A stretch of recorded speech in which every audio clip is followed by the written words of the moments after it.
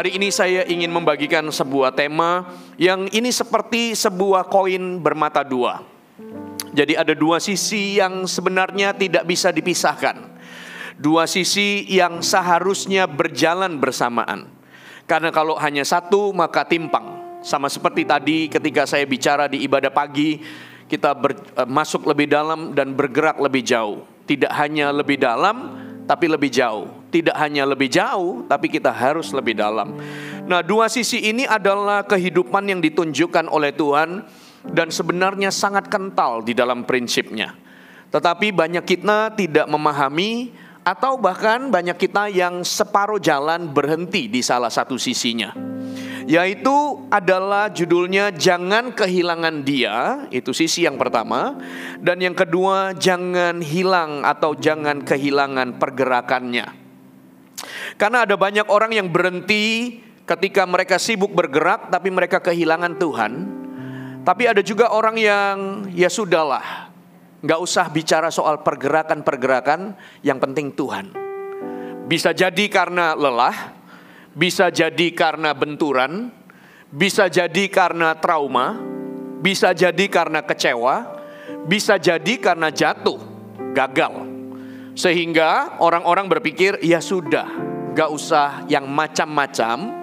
Pokoknya saya ini Kristen baik-baik. Pokoknya saya ini setia.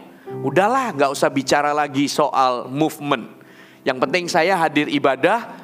Saya tahu itu menyenangkan Tuhan. Saya tidak melenceng, saya tidak keluar, tapi saya setia sampai akhir. Dan tidak lagi mengerjakan. Oke? Nah, dua hal ini menjadi satu koin harusnya.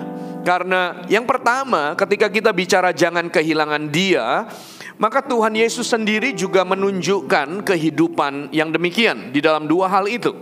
Anda lihat bersama dengan saya, jangan kehilangan dia di dalam Lukas pasal yang ke-5, ayat yang ke-15 sampai dengan ayat yang ke-16. Lukas pasal yang ke-5, ayat yang ke-15 sampai ayat yang ke-16.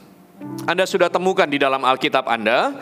Mari kita baca sama-sama Lukas pasal yang ke-5, ayat yang ke-15 sampai dengan ayat yang ke-16. 1, 2, 3. Tetapi kabar tentang Yesus makin jauh tersiar dan datanglah orang banyak berbondong-bondong kepadanya untuk mendengarkan dia dan untuk disembuhkan dari penyakit mereka. 16. Akan tetapi ia mengundurkan diri ke tempat-tempat yang sunyi dan berdoa. Kemanapun Tuhan pergi selalu menjadi center, selalu menarik massa untuk datang.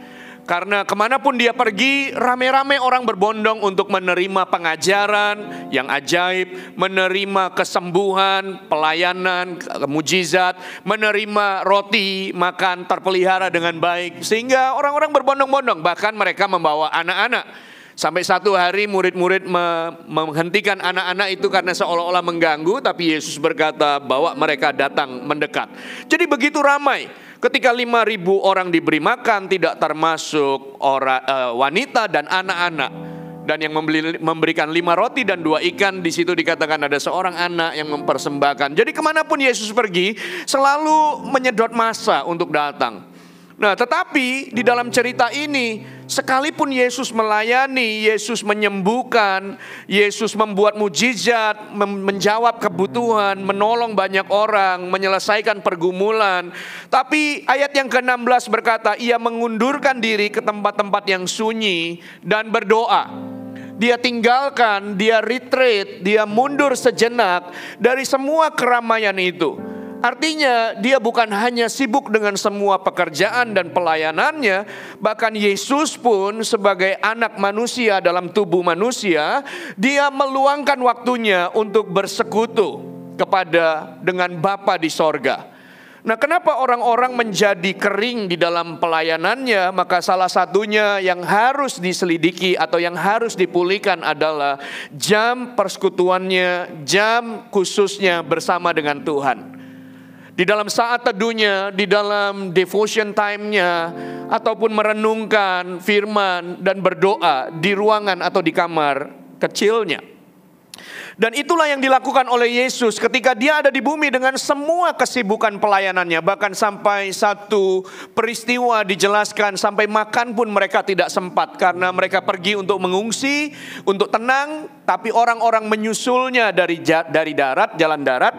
Sehingga begitu dia sampai di tempat itu langsung kembali mengajar karena hatinya tergerak oleh belas kasihan. Jadi waktunya padat sekali, sibuk sekali untuk pelayanan. Tetapi Tuhan tetap meluangkan waktu menyingkir dan bersekutu dan berdoa. Buka bersama di dalam kisah Lukas pasal yang ke-9 ayat yang ke-28 sampai dengan ayat 29. Lukas pasal 9, berapa pasal setelah itu? Lukas pasal 9 ayat yang ke-28 sampai dengan ayat yang ke-29.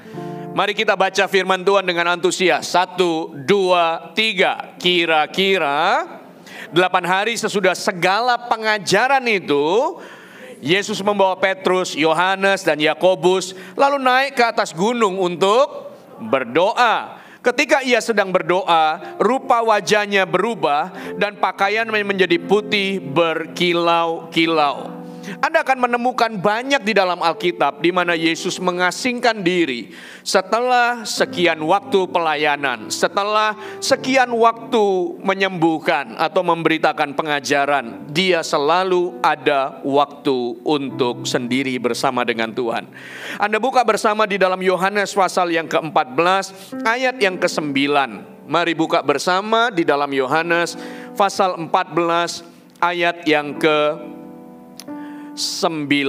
Oke, kita baca juga sekali lagi firman Tuhan bersama-sama. 1, 2, 3. Kata Yesus kepadanya, telah sekian lama aku bersama-sama kamu Filipus, namun engkau tidak mengenal aku. Barang siapa telah melihat aku, ia telah melihat Bapa. Bagaimana engkau berkata, tunjukkanlah Bapa itu kepada kami. Nah, rekan-rekan sekalian, kenapa kok kita itu di tengah semua kesibukan kita tetap harus mengasingkan diri dan membangun saat teduh kita? Karena seperti Yesus, persekutuan itu adalah sebuah kedekatan. Sehingga sejauh kita dekat dengan orang itu, maka kita sendiri sedikit banyak akan mulai memancarkan apa yang terdekat dengan kita. Ketika orang itu misalnya kemarin ketika acara retreat B430, anak saya join retreat, kemudian pulang-pulang kita tanya kesaksiannya, gimana ceritanya. Lalu dia cerita dengan happy apa yang terjadi di retreat itu. Tapi satu hal yang kami dapati, lalu saya dan istri saya bilang, Keila, kok Keila jadi medok sekali? Gitu. Karena di sana berkumpul dan bersekutu akrab 3 hari dengan teman-teman yang ada di Surabaya. Selama ini mungkin tidak semedok itu. Tetapi oleh karena intens 3 hari bersama-sama, lalu logatnya jadi betul-betul Jawa Timur. Yang kami sendiri tidak masalah dengan itu. Cuma bagi kami, loh sebelumnya gak begitu. Tetapi karena 3 hari bersama-sama, kemudian ada sesuatu yang berbeda yang kami lihat. Dia mulai meniru logatnya, kemudian dia menceritakannya, which is itu no problem buat kami. Tapi poinnya adalah, kepada orang di mana Anda sering bersekutu, maka Anda akan mencerminkan. Semakin dekat Anda dengan orang itu, lalu ada orang yang berkata, kamu semakin dekat, semakin serupa loh dengan dia. Memang betul, karena di dalam kedekatan itu kita mencerminkan. Nah, pada waktu Yesus melayani di muka bumi ini, selalu ada waktu untuk dia bersekutu dengan Bapa di sorga, sehingga dia bisa berkata, kamu tahu gak apa yang aku katakan kepadamu ini, aku dengar dari dia. Dan apa yang aku lakukan ini karena aku lihat dia. Dan sekarang kalau kamu tanya soal Bapa kepadaku, maka tidakkah kamu bisa melihat Bapa itu di dalam aku? Dan apa yang aku tunjukkan ini adalah Bapa. Jadi bukan kamu minta tunjukkanlah Bapa kepadaku, kamu lihat aku, kamu lihat Bapa. Karena hidupku mencerminkan dia. Karena hidupku ada di tangannya dan aku bersekutu dengannya. Bapak ibu saudara sekalian, kita dipanggil untuk tidak kehilangan dia di dalam semua kesibukan dan kepadatan jadwal kita. Termasuk di dalamnya adalah ministry. Karena gereja ini akan terus berkembang dan bergerak dengan begitu rupa. Selesai kemarin kita peresmian, lalu minggu depan kita sudah ada lagi saat teduh bersama, kumpul lagi. Saya wow, luar biasa. Kita tidak diberikan waktu terlalu lama untuk mengagumi dan santai, tetapi dengan semua yang Tuhan kerjakan dan percayakan, kita ngebut mengejarnya. Kita berlari karena Roh Kudus luar biasa bekerja. Yang Anda lihat tadi adalah Malaysia. Lalu Anda juga dengar di Asia kita juga merintis, di Singapura tentu, karena kita mulai duluan. Singapura sebagai yang sulung dari Asia yang kita rintis. Lalu kita merintis di Kambodia, kita merintis di Taiwan, kita merintis di Hong Kong, di Jepang tadi pagi yang saya sampaikan. Hari ini di Osaka mereka kebaktian karena mereka plan 1 bulan 2 kali. Kumpul, sewa tempat. Oh, nggak bisa yang segini Bapak Ibu Saudara, belum yang segini. Ruangannya kecil, kapasitas 60 kursi. Lalu ada stage, lalu mereka atur semua pelayan volunteer semuanya. Wah, mereka kirimkan videonya. Saya bilang seru sekali karena di akhir video itu dari rekam karena jemaat belum datang, volunteer lagi nyiapkan rekam sampai ke satu jemaat yang sedang duduk dan kerekam dan dia sedang nguap. Saya bilang wow, di dalam hadirat Tuhan bebas banget nguapnya ya. Nyaman banget ya, langsung satu grup itu tertawa. Dan kita bergerak sampai sejauh itu. Belum ketika Anda mendengar tentang Eropa yang sedang kita kerjakan. Belum US and Canada. Kemarin ketika menghadiri wisuda, lalu lanjut kita ibadah di situ. Pastor Philip khotbah di New York. Lalu Pastor Philip mengundang delegasi dari negara bagian. Maju-maju kalian yang rindu untuk melihat kegerakan ini sampai ke kota-kota kalian. Terus mereka maju. Kita regional pastor diminta untuk doakan, lalu kita tumpangkan tangan satu-satu. Dari Philadelphia, dari Texas, dari Florida, dari mana lagi, bahkan dari Kanada mereka terbang untuk join di dalam ibadah itu. Lalu waktu doakan itu, saya sampai bayangkan, wow, ini sampai sebegini banyak orang-orang kumpul. Maksudnya dari negara-negara bagian. Wah, ini sudah siap-siap ini. Awal ini kita ada di New York dan di LA. Sebentar lagi ini akan menyebar ini gitu. Lalu ketika saya duduk dan merenung, saya bilang kita ini baru 2030-300. Hebohnya, serunya, minta ampun. Apalagi nanti kalau sudah 1000 gereja dan 1 juta murid. Wah, ini kebakarannya kayak apa? CG Super Conference saja rebut-rebutan tiket sampai lembur-lembur itu. Dan error lagi sistemnya. Dan bagi kita di sini jam 12. Bagi mereka yang ada di sana jam 1 pagi. Yang di luar sana jam 2 pagi mereka nunggu untuk tiket war, untuk join ke CG Super Conference. Saya bilang, wih, ini baru 2030-300 yang kita mau capai. Tapi panasnya, apinya. Tapi bisa gak kita merenung bahwa di tengah semua kegerakan itu, kita gak boleh kehilangan Tuhan. Karena mudah sekali dengan semua alasan itu, tanpa kita sadari lalu lama-lama kering. Dan kita gak bisa lagi berjalan lebih jauh. Saya bilang kita harus dalam dan kita harus jauh. Jangan jauh tetapi tidak dalam. Karena kalau kita dangkal semakin jauh semakin kering, menguap. Dan sungai itu gak akan bisa jauh karena dangkal. Tapi jangan mau dalam tapi tidak mengalir. Karena dalam banyak orang yang pokoknya aku Tuhan saja. Tapi yang berikutnya mereka tidak mau bergerak lebih jauh. Nah, Bapak Ibu Saudara sekalian, apa yang Yesus tunjukkan di dalam kehidupannya ketika dia ada di bumi, maka dua sisi ini. Yang pertama tetap mundur, retreat, hanya untuk dia bersekutu. Sehingga kalau kamu lihat aku, kamu lihat Bapa. Kalau kamu dengar apa yang aku katakan, maka aku juga dengar daripadanya. Semua yang dicerminkan dari hidupku adalah keluar dari sebuah persekutuanku. Oke? Nah, lalu bagian yang kedua, Bapak Ibu Saudara sekalian. Bagian yang kedua adalah, tapi juga jangan kehilangan pergerakannya. Sama seperti yang tadi saya bilang, part yang kedua ini bisa jadi juga banyak orang yang berhenti dan tidak ingin lagi. Atau ya karena mungkin mereka sudah lelah, mereka sudah capek, mereka sendiri juga stamina rohaninya tidak terbangun. Sehingga ketika dia berjalan lebih jauh, menguap dan habis, ketika dia bergerak, kasih mula-mula melanda, terbangun, wow, on fire, habis-habisan. Wow, kerjakan semua, rasanya kayak hidup ini untuk melayani Tuhan. Dan dia lakukan semuanya dan good, bagus. Tapi mungkin sampai satu titik kecentok, atau satu titik melemah, atau satu titik kemudian mundur. Dan tidak tertarik lagi dengan bagian ini. Dan mulai berkata, ya sudahlah, yang pokoknya aku ini cinta Tuhan sajalah. Udah, jangan macam-macam lah, gitu-gitu nanti. Nah, orang yang begini juga kadang sampai satu titik malah menghambat yang lain atau memperlambat yang lain dengan berkata begini, kamu tahu nggak? Kayak kamu gini on fire, saya juga ada di levelmu waktu itu.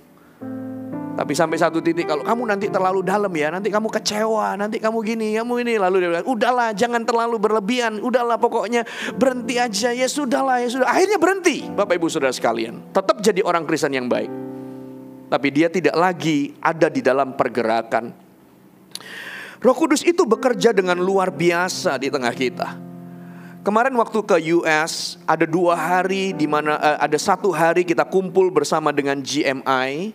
Yang pada waktu itu datang melayani kita di Mission Sunday. Bapak Ibu Saudara ingat ya.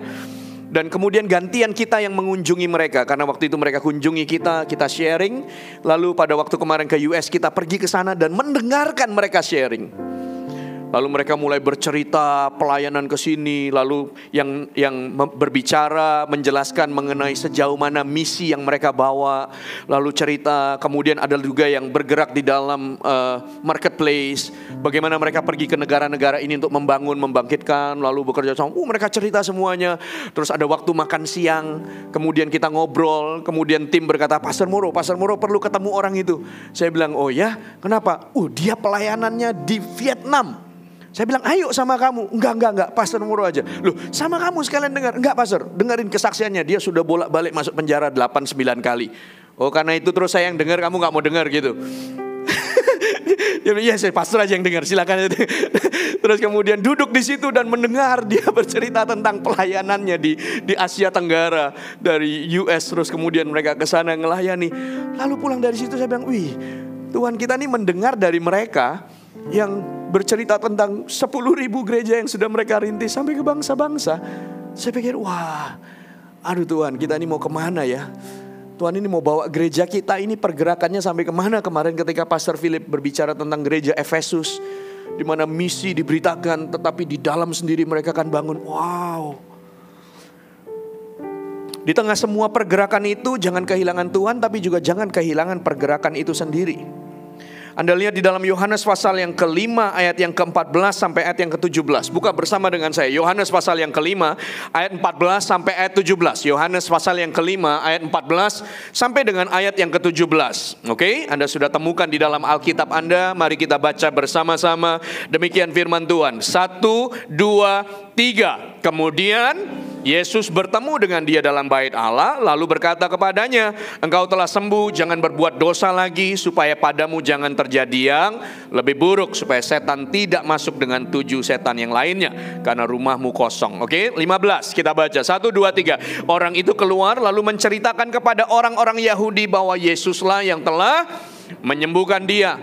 Dan karena itu orang-orang Yahudi berusaha menganiaya Yesus, karena ia melakukan hal-hal itu pada hari Sabat. Ayat 17, 1, 2, 3. Tetapi ia berkata kepada mereka, Bapakku bekerja sampai sekarang, maka aku pun bekerja juga. Jadi Yesus berkata, apa yang aku ajarkan kepadamu karena aku dengar dari dia. Aku bersekutu dengan dia. Apa yang aku sampaikan kepadamu, ini aku terima dari dia. Termasuk juga apa yang aku kerjakan hari ini, karena aku lihat Bapakku bekerja.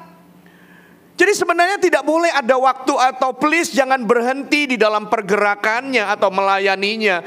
Oleh karena alasan ini dan itu dan ini. Tapi lihatlah, kalau Bapa kita bekerja sampai hari ini, maka aku pun akan bekerja sampai hari ini. Kalau Anda berkata Anda mengasihi Yesus dan berkata ya sudah, tidak perlulah sibuk-sibuk begini, pokoknya kita ini cinta Tuhan, pokoknya kita ini hadir ibadah. Loh, itu pun adalah sesuatu yang baik, karena setia itu tidak gampang sampai akhir hidup kita. Tapi please jangan hanya setia di dalam hidup ini, tapi ayo kerjakan apa yang menjadi mimpi dan visinya.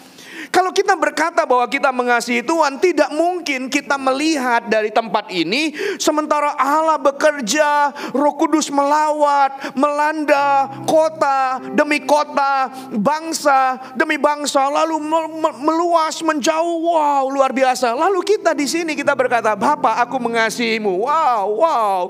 Saya rasa nggak bisa begitu, Bapak Ibu Saudara sekalian. Kalau Anda mengasihi seseorang, menghormati seseorang, lalu Anda lihat orang itu sibuk mengerjakan, lalu kemudian lakukan lagi ke sana, buat ini, Anda nggak akan mungkin dengan santai duduk di situ dan lihat, wah sibuk sekali orang itu, wah luar biasa.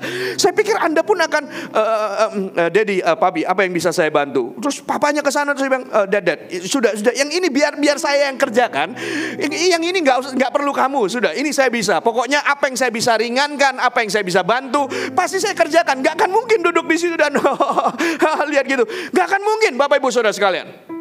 Sehingga sebenarnya dua koin ini gak bisa dipisah gitu. Yesus hanya bersekutu dengan Bapa oleh karena membangun kesetiaan dan ketaatannya, tetapi tidak mengerjakan apa-apa, gak bisa. Karena apa yang aku kerjakan kepadamu itu yang aku lihat dari Bapa. Bapa bekerja dan aku bekerja gitu. Pastorku begitu ngebut larinya, terus semuanya kita, wah luar biasa pastor kita, woi kasih semangat. Apakah berhenti sampai di situ? Menurut saya semuanya akan angkat, ayo pastor kemana lagi? Apa lagi yang harus dikerjakan? Ayo. Terus semuanya, kamu ngapain gini? Iya men, bapakku kerja men. Terus gak mungkin aku duduk diam-diam ongkang-ongkang kaki santai-santai. Something wrong. Karena kalau kamu mengasihi Bapa, lalu kamu lihat Bapa bekerja, terus kita tetap gak apa-apa. Pokoknya saya gak mau. Pokoknya saya cuma mau cinta Tuhan. Kenapa? Mungkin ada banyak trauma yang menghinggap. Lalu kemudian akhirnya image kita, lalu kesimpulan yang kita ambil lebih ekstrim. Pokoknya ini enggak, saya cuma mau begini, yang penting Tuhan disenangkan. Oh ya?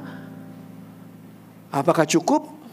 Sementara Tuhan bekerja membangkitkan orang, mengurapi manusia, sekalipun manusia tidak perfect dan sangat mungkin terbuka gagal dan mengecewakan, tapi Tuhan tetap pilih dan pakai dan urapi. Lalu Tuhan bekerja di antara mereka, lalu kita semuanya berpangku tangan. Menurut saya tidak boleh begitu. Yesus berkata, apa yang aku kerjakan aku lihat dari Bapa. Bapa bekerja sampai hari ini, maka aku pun bekerja juga. Anda buka bersama dengan saya di dalam Yohanes pasal yang ke-21. Yohanes pasal yang ke-21 ayat yang ke-17. Yohanes pasal 21 ayat yang ke-17. Bapak Ibu Saudara sudah temukan di dalam Alkitab Anda. Oke, mari baca ya bersama dengan saya. Firman Tuhan, 1, 2, 3. Kata Yesus kepadanya untuk ketiga kalinya apa? Simon anak Yohanes, apakah engkau mengasihi aku? Maka sedih hati Petrus karena Yesus berkata untuk ketiga kalinya, apakah engkau mengasihi aku? Dan ia berkata kepadanya apa? Tuhan, engkau tahu segala sesuatu, engkau tahu bahwa aku mengasihi engkau. Kata Yesus kepadanya apa? Gembalakanlah dombaku. Semua Anda tahu kisah ini di mana Petrus menyangkal Yesus 3 kali. Dan itu sudah disampaikan Yesus kepada Petrus bahwa kamu akan menyangkal aku 3 kali. Karena ketika Yesus menyampaikan tentang peristiwa yang akan terjadi bahwa dia akan dikorbankan, akan disalib, lalu Petrus muncul seorang pahlawan dan berkata, sekali-kali itu tidak boleh terjadi padamu. Dia bangun dan dia pasang badannya. Wow, semua kita kalau jadi murid-murid waktu itu mungkin lihat Petrus, wow luar biasa Petrus ini ya. Lalu Tuhan lihat gitu dan Tuhan berkata, Petrus, kamu justru akan menyangkal aku 3 kali. Nanti ayam berkokok kamu akan sadar kalau kamu menyangkal aku 3 kali. Nah kalau guru bilang begitu, harusnya dia berkata, kok bisa guru? Kenapa kamu bisa lihat gitu? Aku gak mau begitu loh, tolong ajari dan jagai hidupku, kan harusnya gitu. Tapi dia tetap dengan semua keberaniannya. Oh, nggak mungkin. Wah, gagah banget. Dan ternyata betul dia menyangkal seperti apa yang Tuhan katakan. Nah, ayat yang kita baca ini adalah peristiwa di mana Yesus sudah bangkit. Sebelum naik ke sorga, Yesus ketemu dengan murid-muridnya. Dan pada waktu itu, kalau Anda lihat setelah kebangkitan itu, sering sekali Petrus yang menjadi sorotan ceritanya. Petrus lari ke kubur Yesus, lalu Petrus lihat kuburnya kosong. Lalu Tuhan ketemu dengan Petrus. Bukan Petrus spesial menurut saya, karena Yesus juga ketemu dengan murid-murid yang lain. Tapi ada sebuah pesan yang Tuhan beritahu bahwa Petrus ini sekalipun bisa gagal, tapi Tuhan tetap memanggil dia untuk membalikkan dia kembali kepada jalur dan panggilan dan kasih karunia-Nya. Karena dia yang paling mencolok ya. Nah, lalu ketika ketemu dengan Petrus, Yesus tanya, Petrus, apakah engkau mengasihi aku? Petrus menjawab, ya Tuhan, aku mengasihimu. Lalu Tuhan bilang, gembalakanlah domba-dombaku. Dan pertanyaan itu diulang 3 kali, dijawab bahwa Petrus mengasihi, dan jawaban Tuhan selanjutnya sama, gembalakan domba-dombaku. Bapak ibu saudara sekalian, kalau hanya cukup mengasihi Yesus, maka menurut saya Tuhan akan bertanya begini, Petrus, apakah engkau mengasihiku? Ya Tuhan, aku mengasihimu. Bagus. Karena memang itulah yang aku cari. Sudah? Oleh karena itu kamu duduk di pojok, kamu diam-diam di sana, dan tolong jangan lakukan terlalu banyak. Karena ingat ya, dulu kamu pernah sok jago, lalu akhirnya gagal dan mempermalukan sendiri. Yang penting kamu sudah jawab kalau kamu mengasihi aku. Dan itulah kerinduan hatiku. Aku puas, kamu duduk di sana. Terus yang gembalakan domba-domba gimana? Gak perlu kamu, aku bisa bangkitkan yang lain, aku bisa pakai yang lain. Dan guys, yang lain pun juga bisa salah. Kalau gitu, semua kita akan stay di corner belakang sana. Kenapa? Karena yang penting kamu mencintaiku, sudah, gak perlu lagi yang lain-lain. Duduk manis aja, yang penting kamu setia sama aku. Enggak gitu. Tuhan berkata, apakah kamu mengasihiku? Ya Tuhan, aku mengasihimu. Lalu Tuhan lanjutkan lagi, gembalakanlah domba-dombaku. Dimasukkan kembali ke gerakan itu sendiri. Jadi tidak berhenti hanya kamu mengasihiku. Yes, aku mengasihimu. Ya sudah, duduk. Daripada nanti saya percayakan dia lagi, kemudian apa nggak bisa muncul lagi? Apa nggak dia bisa buat salah lagi? Nanti yang kedua kali malah lebih fatal pula kesalahannya. Jadi ya sudah, cukup dia mengasihiku dan diam di pojok sana. Enggak Bapak Ibu Saudara sekalian. Apakah engkau mengasihiku? Yes, aku mengasihimu. Yesus berkata, kembali gembalakan dombaku. Pertanyaan yang kedua, apakah engkau mengasihiku? Ya Tuhan, aku mengasihimu. Kalau gitu, kembali gembalakan dombaku. Pertanyaan yang ketiga, apakah ketiga kalinya? Apakah engkau mengasihiku? Ya Tuhan, aku mengasihimu. Dia bilang, kamu tahulah apa yang menjadi isi hatiku. Karena dia ingat mungkin segala sok jagonya dia, tapi dia gagal. Lalu kamu tahulah isi hatiku Tuhan. Sampai bertanya 3 kali gitu, aku mengasihimu. Dan tidak berubah. Yesus bilang, masuk lagi. Gembalakan lagi. Kembali lagi di dalam pergerakan itu. Kerjakan lagi. Mengalir lagi. Jangan berhenti di situ. Jangan berhenti di situ. Nah, kan pertanyaannya banyak. Nanti resikonya, nanti kalau begini, nanti kalau begitu, nanti kalau dikecewakan lagi, nanti kalau kejadiannya gini lagi, kalau kejadian gitu. Wah, kayaknya dibentur sana, digesek sana, sampai kapanpun menurut saya kita akan ketemu kok proses itu. Mau di bawah, mau di atas, mau hebat, mau mulai, baru mulai, kita pasti akan terus ketemu dengan proses itu. Tapi proses-proses yang demikian jangan membawa kita justru hilang dan keluar dari pergerakan itu. Dan Tuhan pun tidak ingin itu. Anda bisa bayangkan gak kalau hanya di level di mana kamu mengasihiku, yes, kalau gitu diam di pojok sana, maka tidak akan keluar cerita seorang rasul hebat yang berdiri dan berkhotbah dan 3.000 orang percaya. tidak akan ketemu di dalam gelanggang pertempuran itu seorang rasul dan soko guru yang muncul dan bercahaya dan mendobrak ketika orang-orang berkumpul dalam segala macam suku dan bangsa. Lalu dia berdiri dan berkata, yang kamu dengar ini bukan mabuk oleh anggur, ini masih pagi. Yang kamu dengar ini adalah janji Bapa tentang Roh Kudus dicurahkan. Dia berdiri dan wah. Ini yang mungkin 40 hari sebelumnya berkata, sumpah aku gak kenal Yesus. Sumpah aku gak kenal Yesus. Sumpah aku gak kenal Yesus. Itu kayak ketika Yesus disalib, mungkin dia menyendiri di tengah murid-murid gitu. Dia rasa kayak, kenapa aku gini ya? Kok aku, padahal aku ini yang kelihatan menonjol gini, tapi mungkin dia meratap di situ. Karena ketika ayam berkokok, Alkitab berkata dia menangis, dia lari dan dia menangis sejadi-jadinya. Betapa menyesalnya dia. Dan mungkin yang membuat Petrus menangis dan sedih ketika pertanyaan disampaikan ketiga kalinya, Petrus, apakah engkau mengasihi aku? Petrus jawab, iya. Mungkin yang membuat hancur hatinya adalah ketika Tuhan berkata, gembalakan dombaku. Tuhan, kamu masih percaya sama aku. Masih fresh. Sebulan yang lalu aku begini loh. Tapi kan Tuhan bilang, aku berdoa bagi kamu karena iblis menampi kamu. Tapi kalau kamu insyaf, Tuhan berkata kamu bisa lemah. Tapi kalau kamu insyaf, kuatkan saudara-saudaramu. Itu Tuhan sampaikan sebelumnya. Sehingga ketika Tuhan ketemu dengan Petrus, Tuhan lihat, Petrus, kamu sudah insaf? Apakah kamu mengasihiku? Ya Tuhan, aku mengasihimu. Dan kembali ke gelanggang. Masuk. Berperang lagi.